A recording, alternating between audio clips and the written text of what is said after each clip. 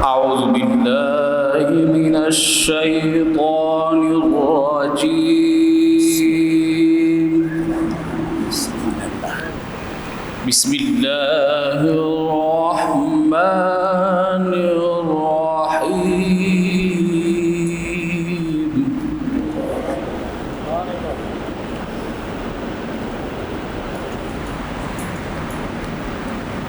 أولم ير الذين كفروا أن السماوات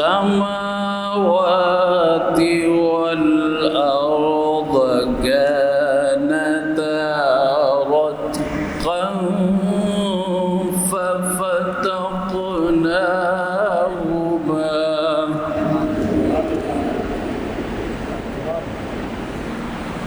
وجعلنا من السماء كل شيء حي أفلا يؤمنون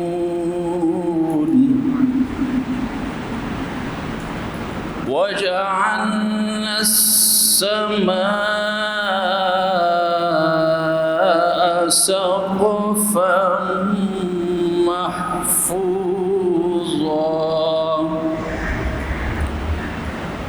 وجعلنا في الأرض رواسي أن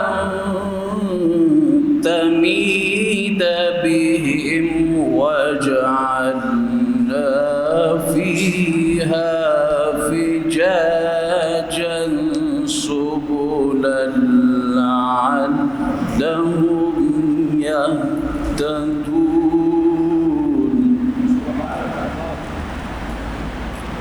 وجعلنا السماء سقفا محفوظا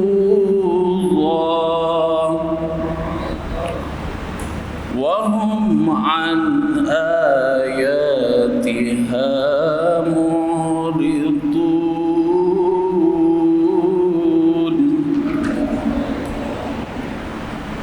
وهو الذي خلق الليل والنهار والشمس والقمر كل في فلك يسبحون آمنت بالله صدق الله العظيم وصدق رسوله النبي الكريم الأمين.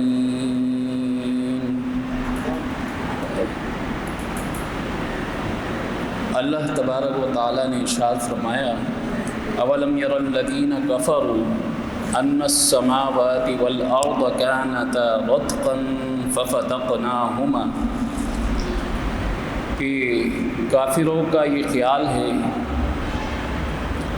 کافروں نے یہ خیال نہیں کیا کہ زمین اور آسمان کانتا رتقا ففتقناهما کہ ایک ساتھ تھے تو ہم نے انہیں کھولا۔ اب یہ جو آیتیں ہیں یہ ساری اسلام اور سائنس سے متفقہ ہے، کیونکہ اسلام یا قرآن یہ سائنس کے خلاف نہیں ہے، بلکہ سائنس اس چیز کی گواہی دے رہی ہے کہ 1500 سال پہلے جو حضور پاک صلی اللہ علیہ وسلم کے اوپر وحی ہوئی، وہی چیزیں ان چیزوں کو سائنس دریافت کر رہی ہے۔ اور بعض لوگوں کا یہ کہنا کہ قرآن معاذ اللہ سائنس کے خلاف ہے، ایسا نہیں ہے، کیونکہ سائنس کی تھیوری جو ہے وہ غلط ہو سکتی ہے، لیکن قرآن جو ہے وہ حق ہے اور سچ ہے اور اس میں کوئی بات غلط نہیں ہے۔ تو اب کانتا رتقا ففتقناہما، زمین اور آسمان یہ ایک تھے، ففتقناہما، تو ہم نے انہیں کھولا۔ اب جب انہوں نے تحقیق کی 13ویں صدی میں سائنسدانوں اس بات پر متفق ہو گئے کہ یہ آسمان اور زمین یہ ایک تھے، اور اچانک ایک بڑا دھماکہ ہو گیا جس سے یہ دونوں الگ ہو گئے، تو وہ اس کو بگ بینگ تھیوری سے یہ تشبیہ دیتے ہیں۔ تو اللہ تبارک و تعالیٰ نے کن فرمایا اور دونوں کو الگ فرما دیا۔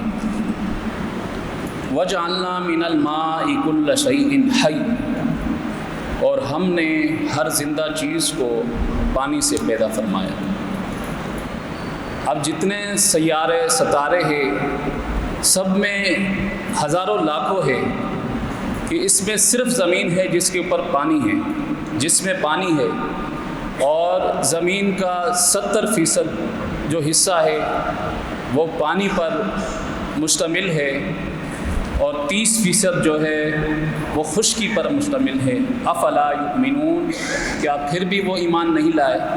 تو جب یہ آیتیں ان سائنسدانوں نے پڑھی تو بہت سارے لوگ مسلمان ہو گئے۔ وَجَعَلْنَا فِي الْأَرْضِ رَوَاسِيَ أَن تَمِيدَ بِهِمْ وَجَعَلْنَا فِيهَا فِجَاجًا سُبُلًا لَعَلَّهُمْ يَهْتَدُونَ، اور ہم نے زمین کے اوپر پہاڑ ڈالے تاکہ وہ کانپے نہیں، ڈگمگائیں نہیں۔ جب اللہ تبارک و تعالیٰ نے زمین کو بنایا تو زمین ڈگمگانے لگی، تو اللہ تبارک و تعالیٰ نے اس زمین کے اوپر ان پہاڑوں کو اس کے اوپر گاڑ دیا اور فرمایا کہ اوتادا، یہ جو پہاڑ ہے یہ کیل کی طرح کام کر رہے۔ آج بھی اگر دیکھیں کہ آئس برگ جو سمندر کے اندر برف کا جو بڑے بڑے تودے ہیں وہ اس لیے ہے کہ زمین کے اندر جو ہے کوئی استحکام پیدا ہو جائے۔ آج ہم انہی پہاڑوں کو کاٹ رہے اور آپ دیکھ لیں کہ وہ زلزلے آ رہے ہیں، تو یہ اس لیے ہے کہ زمین کے اندر جو پلیٹیں ہیں وہ بہت زیادہ متاثر ہو رہے، اور بعض لوگوں نے اس کے اوپر بڑے بڑے ڈیم بنا دیے، جس سے جو توازن تھا جو اللہ تبارک و تعالیٰ نے قائم کر دیا اس کو انسانوں نے چھیڑنا شروع کر دیا، اور ان پہاڑوں کو کاٹنا شروع کر دیا، اور پہاڑوں کی جو رونق تھی درخت اس کو کاٹنا شروع کر دیا، جس کے بعد یہ سیلاب آفات وغیرہ آتے ہیں۔ تو قرآن نے اس کو 1500 سال پہلے بتایا کہ وہ ان ساری نشانیوں کو دیکھ کر پھر بھی ایمان نہیں لاتے۔ وَجَعَلْنَا السَّمَاءَ سَقْفًا مَحْفُوظًا وَهُمْ عَنْ آيَاتِهَا مُعْرِضُونَ، اور ہم نے آسمان کو چھت بنایا، اور ایسا چھت بنایا کہ وہ محفوظ ہے۔ وَهُمْ عَنْ آيَاتِهَا مُعْرِضُونَ، اور کیا وہ ہماری آیتوں سے اعراض کرتے ہیں؟ اب یہ جو اللہ تبارک و تعالیٰ نے آسمان بنایا یہ بھی مخلوق کے لیے بہت زبردست قسم کی اللہ تبارک و تعالیٰ کی نشانیوں میں سے ایک نشانی ہے کہ سورج کی تپش اتنی ہے، اس کی شعاع اتنی ہے کہ زمین پر کوئی چل پھر نہیں سکتا۔ تو اللہ تبارک و تعالیٰ نے اس کو ایسی چھت بنائی کہ وہ ان شعاعوں کو روکتی ہے جو کہ انسانوں کے لیے مضر ہے۔ وَهُوَ الَّذِي خَلَقَ اللَّيْلَ وَالنَّهَارَ وَالشَّمْسَ وَالْقَمَرَ، اور وہ وہی ہے جس نے رات کو بنایا، دن کو بنایا، سورج کو بنایا اور چاند کو بنایا۔ كُلٌّ فِي فَلَكٍ يَسْبَحُونَ، اور ہر ایک اپنے مدار میں گھوم رہا ہے، تیر رہا ہے۔ اب جتنے بھی سیارے ہیں، جتنے بھی ستارے ہیں، زمین ہے، وہ سب اپنے مدار میں گھوم رہے ہیں، اپنے مدار سے باہر نہیں جاتے۔ تو یہ ایسا ہے جیسے ہم لوگ گاڑی کے اندر جا رہے ہو تو ہمیں ایسے لگتا ہے کہ وہ باہر کی جو گاڑیاں ہے یا زمین ہے وہ چل رہی ہے، ہمیں ایسے دکھائی دیتا ہے کہ ہم نہیں چل رہے، ہم ساکن اس جگہ پہ ہوتے ہیں۔ تو اگر آپ باہر کی طرف دیکھو تو آپ کو یہی چیزیں دکھائی دیں گی کہ وہ چیزیں تیر رہی ہے یا وہ چیزیں جو ہے وہ گزر رہی ہے، دراصل آپ وہاں سے گزر رہے ہیں۔ تو اللہ تبارک و تعالیٰ نے سب نشانیوں کو کہا کہ کُلٌّ فِي فَلَكٍ يَسْبَحُونَ، ہر ایک اپنے مدار میں گھوم رہا ہے۔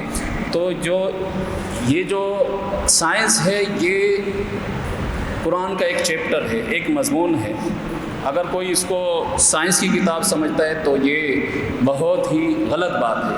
کیونکہ قرآن کے اندر اللہ تبارک و تعالیٰ نے ارشاد فرمایا ولا رطب ولا یابس الا فی کتاب مبین، ہر خشک و تر چیزوں کا قرآن پاک کے اندر ذکر ہے، کوئی تلاش کرنے والا نہیں ہے، کوئی ریسرچر نہیں ہے، تو اس میں قرآن کا کوئی قصور نہیں ہے، ان لوگوں کا قصور ہے کہ جو اس کے اندر تلاشتے نہیں ہیں، اس کے اندر جو ہے ریسرچ نہیں کرتے۔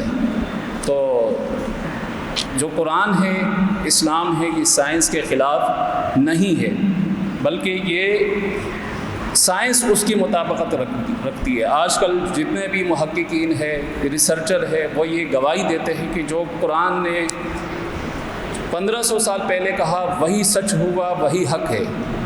کیا آپ دیکھیں کہ شہد کی ایک مکھی ہے، اللہ تبارک و تعالیٰ نے ارشاد فرمایا وَأَوْحَىٰ رَبُّكَ إِلَى النَّحْلِ أَنِ اتَّخِذِي مِنَ الْجِبَالِ، کہ اللہ تبارک و تعالیٰ نے شہد کی مکھی کے دل میں ڈالا کہ وہ اپنے چھتا، اپنے گھر جو ہے پہاڑوں کے اندر اور گھروں کے اندر بنائیں۔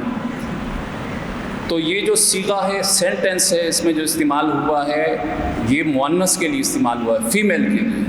وَأَوْحَىٰ رَبُّكَ إِلَى أَنِ اتَّخِذِي کا جو صیغہ ہے یہ فیمیل کے لیے ہوا ہے، اور آج 1500 سال بعد سائنسدان اس بات کی تصدیق کر رہے ہیں کہ جتنا بھی پھولوں سے رس لے کے آنا اور اس سے چھتا بنانا، یہاں تک کہ شہد بنانا، یہ سارا اس مادہ کا، اس فیمیل کا کمال ہے۔